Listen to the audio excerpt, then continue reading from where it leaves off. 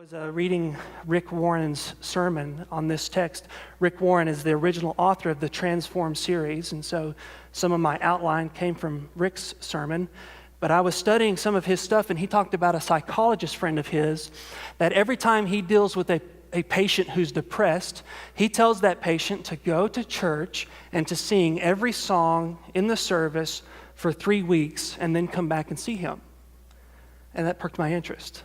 So why is it that you would tell your depressed patient to sing all the songs in church? And I'm going to read you his response.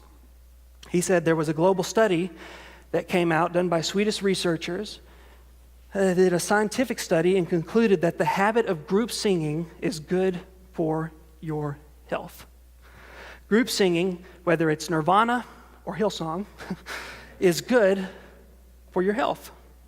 It's great therapy to sing with other people. It's good for your mental health, your emotional health, social health, physical health.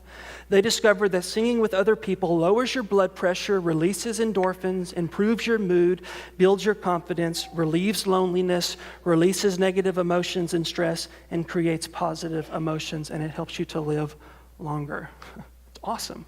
Even if you're not a Christian person, you're not a believing person, you should come for the next 7 weeks just to sing the songs. Right? The reason that I'm trying to sing, if you're a believing person, is because singing, you begin to see God. He's glorious. You begin to speak it with other people. You're reminded of His goodness. It lifts you up. You're celebrating God. It draws you near. But the other reason you should sing it is because it will help you live longer, be less depressed, more emotionally stable, more confident, less lonely, more positive, less negative, and it's a natural pain reliever. It releases endorphins. You know, in your small groups, when you go to your small groups, you're going to open up that book and you're going to see 7 habits for spiritual health. And here's a new one. In addition to the 7 habits that you're going to learn in your small groups, I want you to sing every song at church. Sing every song, even if you don't know it.